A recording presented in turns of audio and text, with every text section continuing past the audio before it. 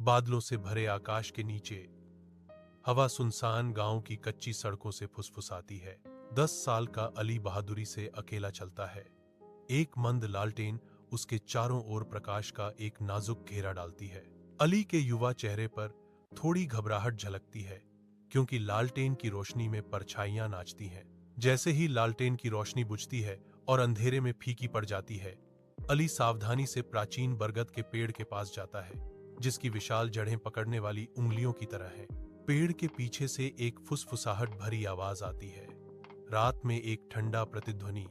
अली अली घूमता है।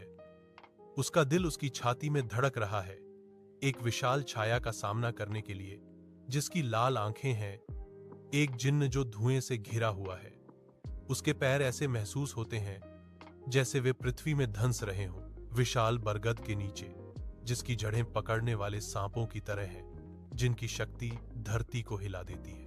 अली का चेहरा एक अलौकिक प्रकाश से चमकता है, क्योंकि वह विद्रोही खड़ा है।